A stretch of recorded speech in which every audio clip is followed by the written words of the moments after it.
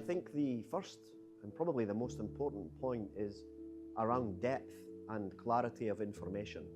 So if I look at hotel websites historically for the last few years, they haven't changed. They're maybe 4 or 5 pages deep. They are heavily reliant on text and bullet points. We are maybe not making as good use of pictures and carousels and videos. You look at other websites like TikTok and Instagram, and the use of video to convey depth of information is far ahead of hotel websites. You know, we're seeing very static carousels, old pictures, bullet point information. If I look at things like accessible travel, and I tell a person who requires an accessible facility that I have a ramp, and I have a door, and I have a threshold, and I have an accessible shower, but they can't see that, and I've not even shared any of those images, is that fair? Is that enough information?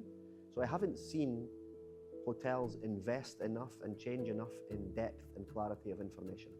That definitely needs to be addressed, and I think I would put that up there as one of the most important areas for us to be addressing over the next few years. The second piece I think that we need to stay focused on is the knowledge and resourcefulness of our staff. So we have to remember that, again, a guest is choosing a hotel for an experience or a function. They may need something quickly, efficiently if they're a business traveler. On the other hand, if they're a leisure traveler, they may want rest and relaxation.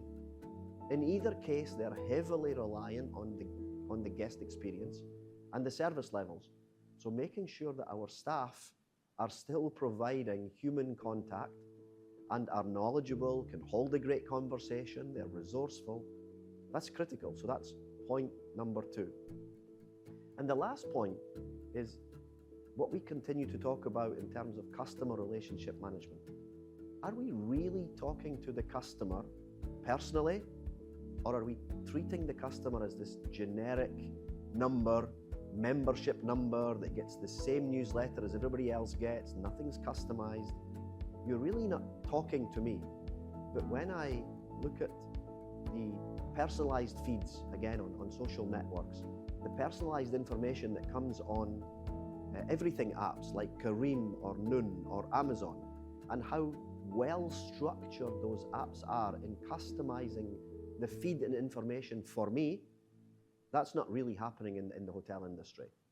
We still receive very generic loyalty letters, newsletters, things that I know 1 million other people are getting, but none of that resonates with me.